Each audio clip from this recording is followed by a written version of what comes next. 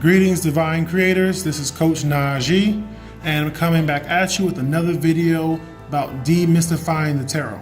This is part 3. In part 1, I gave you the story.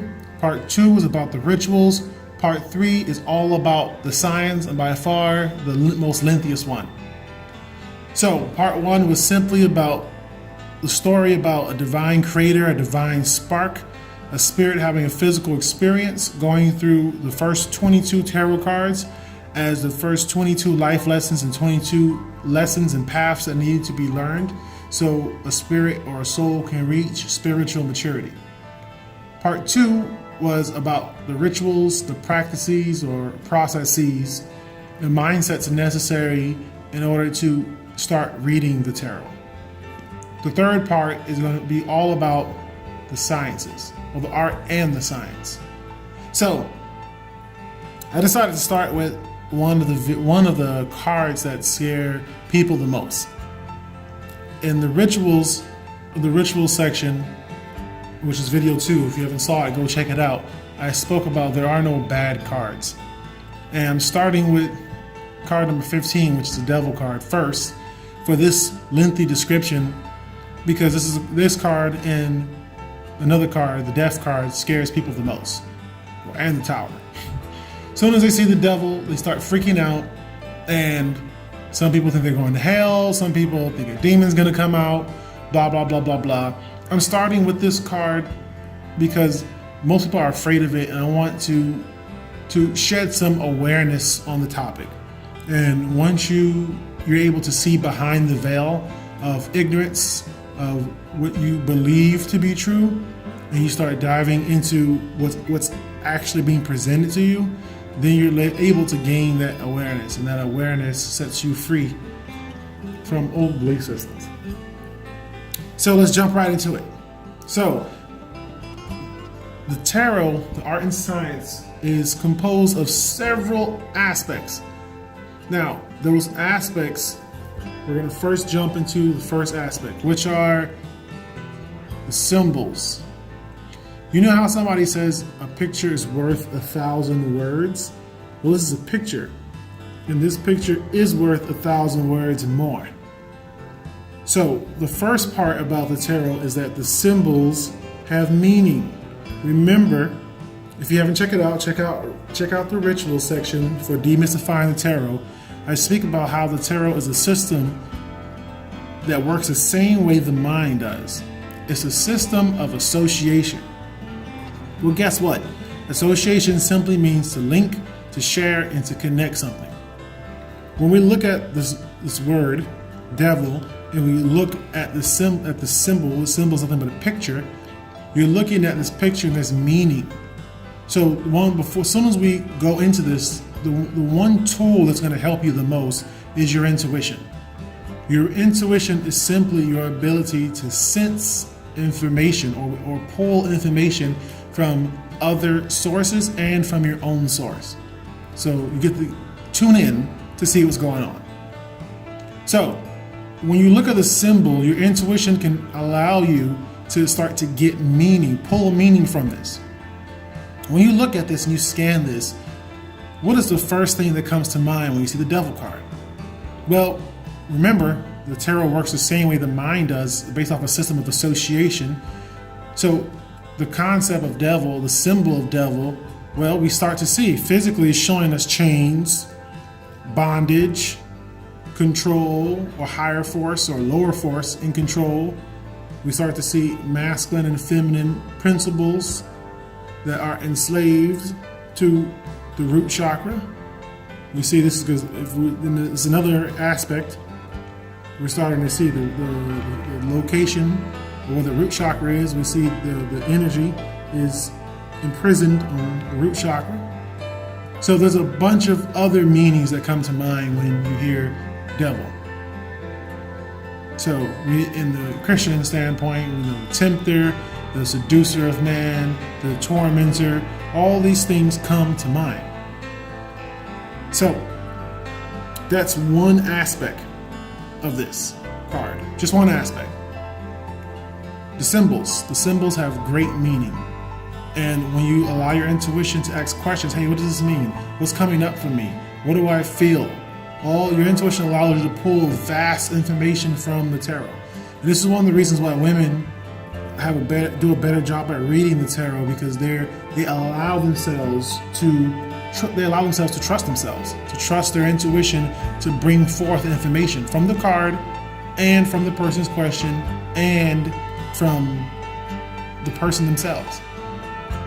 So let's just say someone asks a question about their love life. This card pops up. You start looking at the symbols. You may not technically, quote unquote, know what it means. But first thing you want to do is you look at the symbols. What information comes up? Second, the second part of the science is the number. In numerology, there are specific meanings for numbers. In numerology, there's only numbers 0 through 9. In this case, it's card number 15. So we can break this down into meaning of 1 and the meaning of 5. In numerology, 1 is about instigation, beginning, starting, fresh starts, new perspectives. 5 is about conflict, poverty, strife, about struggle. So we start to see that there's this beginning or ongoing poverty, conflict, and strife or enslavement that's going on here. So those are that's a brief definition of the actual numbers. So this is why the tarot requires it requires study. Now, there's a lot of people out there who say, oh, you shouldn't memorize the definitions of the cards. Well, it depends on what you mean memorize. Are you simply trying to memorize these small little definitions from a book? Or if you're a student of the art and you study the different sciences and the different metaphysical principles, well, it just so happens because you've studied these things, the tarot is a perfect depository and computer system and database to store all this information. So for those of you who study chakras and crystals and numerology and astronomy and astrology, all those systems, all those schools of thought are associated to the tarot. So looking at the numbers, we see 1 is about instigation and new beginnings, and 5 is about conflict and poverty. So what does that mean to you? Now, I know one of the biggest things you're going to say, well, I want you to tell me what it means. Me defining everything for you, your reality for you, doesn't help you. You see, you have your own meaning about what the devil means to you. And that personalized meaning gives you the personalized touch when you do your own readings. So we're looking at the symbols, we're looking at the numbers, and on top of the numbers, we have the actual astronomy aspect of the card. So guess what? This card is associated to what planet? Saturn. Saturn is associated to what zodiac sign? Capricorn. So we see 3 pieces of information from this card. There is from the card we have the symbol, we have the number, we have the sign, and we have the planet. So Capricorn is a goat. It's an earth sign that's talking about material things, material possessions, acquiring goals. That's could be the sign could be materialistic in nature. So their focus and idea of success is acquiring physical things. It makes them very earthly creatures who like task and lists, and they like to achieve. So when we're taking the nature of the information of the astrological sign, and we have the information that we have here from the symbol, and the information we have here from the number, and the information we have about Saturn. Okay, Saturn is about karmic returns. It's about going back and forth. It's about endings. You're learning from your past experiences. Well, wait a minute, where did I pull all this from? Well, I studied the cards. I just didn't go in the book and memorize a bunch of meanings. Each of these cards become a tapestry of meaning. They have layers upon layers of information, and each card is like that. So when you're studying the tarot, it's not just about doing a reading. This is for personally for me. This is a lifestyle. This is all the information that I've learned and studied throughout the years, and now I've found applicable meaning. I can use information to actually help somebody gain awareness. This is not a game, and it's definitely not about channeling spirits, because I personally don't believe in that. I choose to remain sovereign and have, keep my own personal and energetic boundaries, to not let any entities or spirits try to speak through me or use me. That's just my own personal belief. Other people have no problem being a medium or a channel to see spirits or entities or what have you. That's just not my take on it. This is a actual mindset, opportunity, and lifestyle. That's what it is for me. So going back to the card, we start to see there's the symbol, there's the number, there's the astrological sign that's connected to the card, and the planet that's associated. Well, on top of that, guess what? We've got color. Color plays a big part in here. We see red associated to root chakra. We see gold. Gold has its own meaning. So when we're going over this, the science of the tarot incorporates symbology, astronomy, astrology, numerology, color, definitely your intuition, and it incorporates metaphysical principles. What are these metaphysical principles that I speak about? Well, the metaphysical principles are talking about the laws of energy, the laws that nature works on. So, when we're looking at that, the metaphysical laws require a little in-depth study. I won't get too deep into those right now. But the metaphysical laws and principles are talking about how energy works. So, me knowing some of these metaphysical laws, when I look at this card, I know that if someone's trapped, someone's enslaved, that means they've given a lot of energy to the thought, to the belief, and it's become a habit. That habit has been reinforced. Because it's being reinforced, it's happening automatically and unconsciously. So this card could be drawn in career. It could be drawn for a personal situation. It could be drawn for their finance. It can also be drawn in love, personal relationships. So this card, when we're looking at the meaning, we have a bunch of meaning, from the numbers to the symbols to the planet to the actual astrological sign to the color to the metaphysical principles. And we even look at chakra systems here. We look at, root chakra. Root chakra is dealing with safety and survival, and trust. So, and all this is all put together with your intuition. So when we're looking at the science aspect, we ask ourselves, dang, how do I actually navigate and use all this information? The thing about it is, you want to imagine a pool or a cake. I think a cake is better. And there's layers upon layers upon layers inside the cake, and all these layers somehow, even though there's a strawberry layer and there's a blueberry layer, all of them are inside the cake.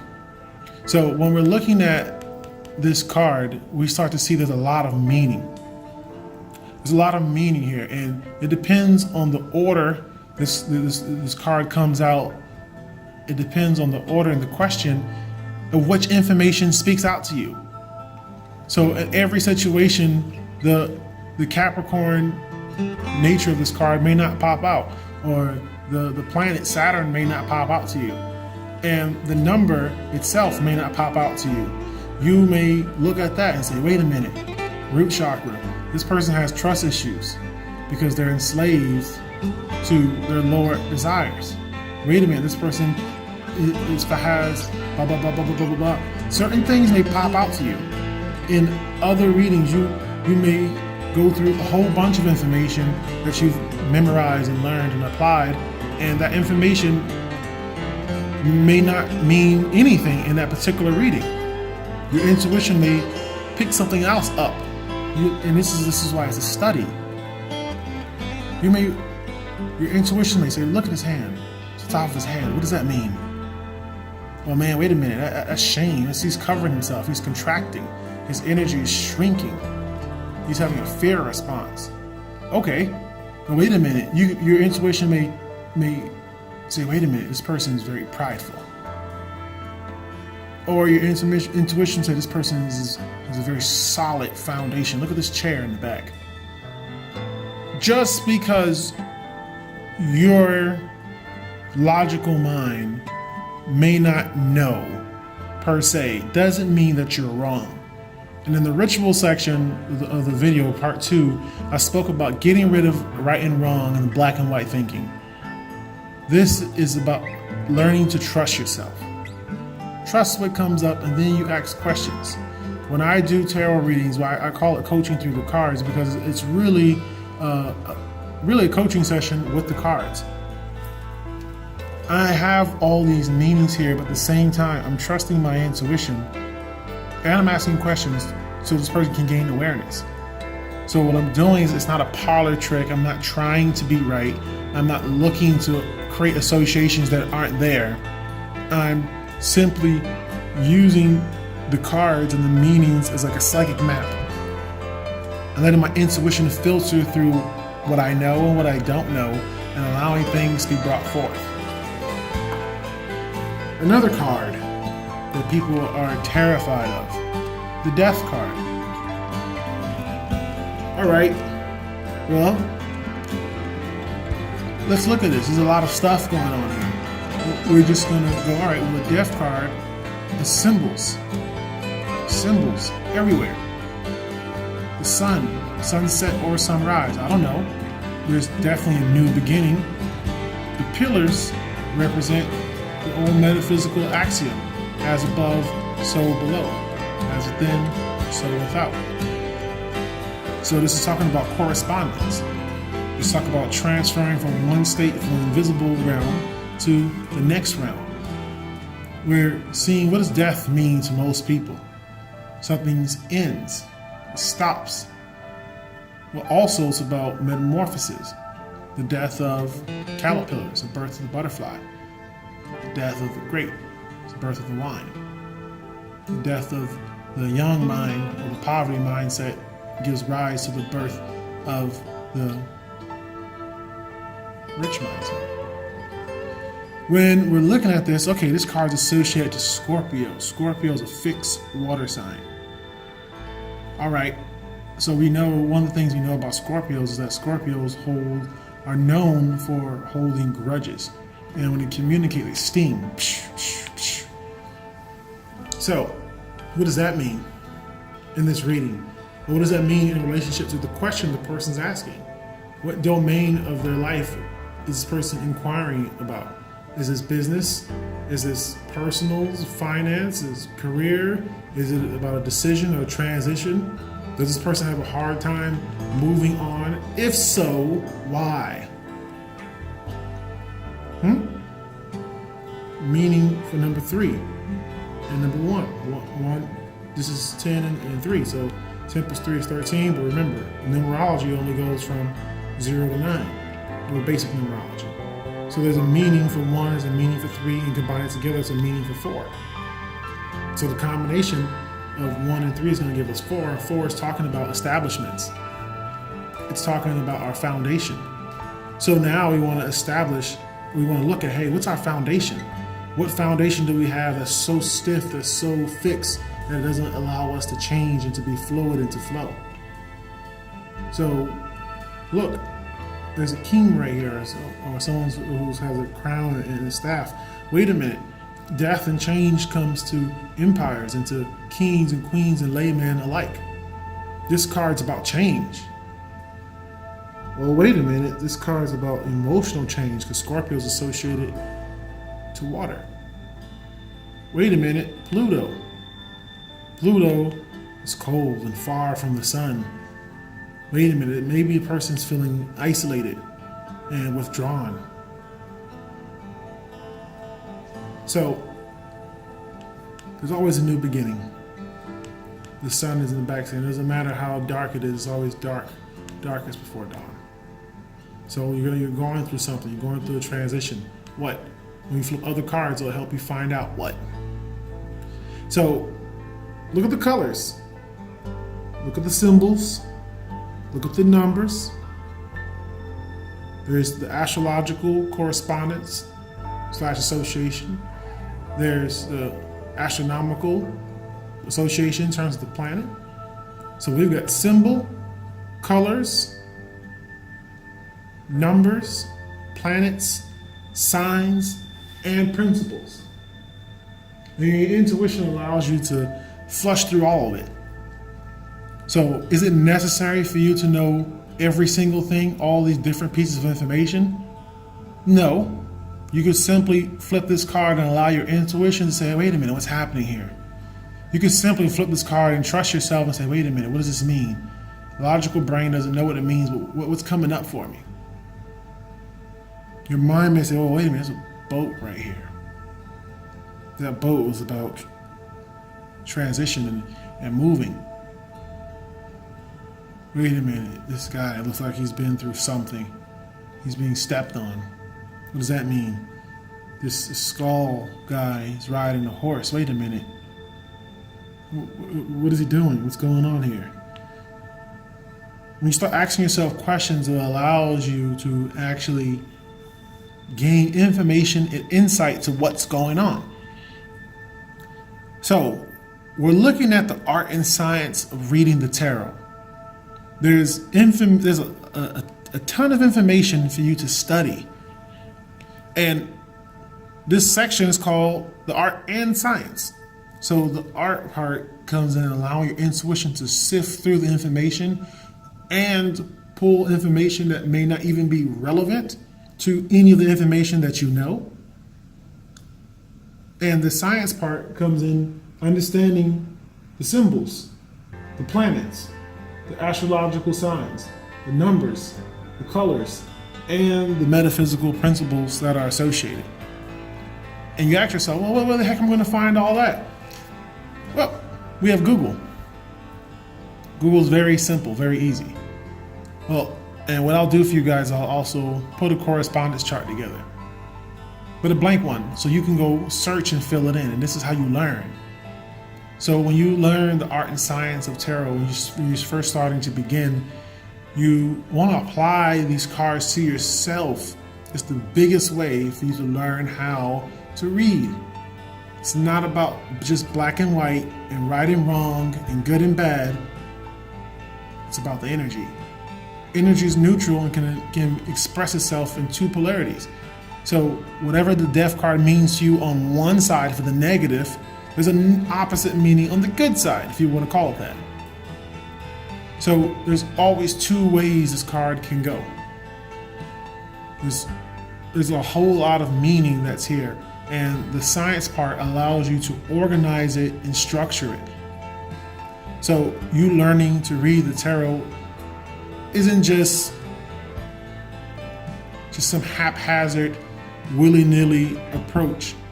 You're starting to recognize there is an actual system to what's going on. There's a lot of information packed into the card, and it's all based on associative meaning. Meaning of symbols, meaning of numbers, meaning of the astrological sign, meaning of the planet associated to the astrological sign, meaning of the colors and the metaphysical principles, and whatever your intuition picks up from it. This is huge. That's a lot of information from one card. So when the average person looks at this card and they feel fear, that's it. That's the only thing they get. They go, oh my God, oh no, this is bad. This is the only thing they're able to perceive. When I'm able to look at this, I see foundation. Wait a minute, a shaky foundation. I see transition, metamorphosis, new beginnings, going through struggle, transportation, transition. I see change, breakthroughs, and shifts. More than just what I see, I feel there's a flow. There's an exchange from one life to the next, from one state of being to the next, from one emotion to the next. So I see travel. There's a process from moving to and fro, enjoying where you are, where you're gonna be, and ultimately where you're gonna end up. I see experience from one card. Also, I see pain. So when I say see, I'm using my imagination. I'm using my quote unquote third eye to see inside of my imagination and what my intuition allows me to come up with. So when someone just perceives fear, they're stuck behind the veil, or in front of the veil actually. Their entire system is jammed with fear, and they're unable to perceive a different reality other than what their brain is processing. I'm giving you the art and science of the tarot, just giving you the basics of the astronomy, the astrology, the numerology, the metaphysical principles, the colors, and the symbols. I'm giving you the basics so you can go study these things and you're able to see a rich tapestry of meaning that is going to change every time you look at the card. You're going to learn something new, something more, another layer to add to it. You're learning to build meaning and build layers skillfully and artfully, and structure it in a way to where you're pulling from a basis of information, and that basis of information is always growing. Very important. You look at the Devil card. Oh my God, fear, burn in hell, or self-imposed torture and torment, learned behaviors, low quality substitutes, operating on safety, fight or flight mode, not trusting, feeling unsafe, conniving and stealing and manipulating to prevent pain. Somebody who had to learn quick at a young age, masculine and feminine principles that are enslaved and trapped into a particular belief system. What do you see? There's pride, there's greed, there's poverty. There's somebody who's so focused on achieving their goals, they abandon their principles because it's all about the money. They don't mind sacrificing friends and family and relationships. And they don't mind being exposed to certain people and situations because it's the only thing that matters is the end goal. Pick a card and allow your mind to freely move. Notice you didn't hear me say, oh, Capricorn's this, the planet's this, the sign's this, the number's this. All that meaning's there. I allow myself to just move in and out, in and out, in and out, in and out, and then allow my intuition to throw anything else on top. It's about giving myself permission to move through the different layers seamlessly. So now you have these layers, and the information is going to be in the little description box about the art and science, so you guys don't have to memorize everything, but these are general categories. These general categories allow you to go research the information, and you have a diary. Have a diary, have a book, whatever you want to call it, notepad, and you're starting to build layers and meanings into each card. And the more you research it and you have fun with it and you play with it and use your imagination, that's when you start to breathe your own personal touch into the cards and breathe life into it. So, hope you guys enjoy this. I'll be back and I'm going to dive straight into dissecting the first 22 tarot cards. So this is Coach Najee. If you go ahead and like and subscribe and share. And remember, you want to heal trauma, stop drama, and end karma so you can be unconditionally you. Later.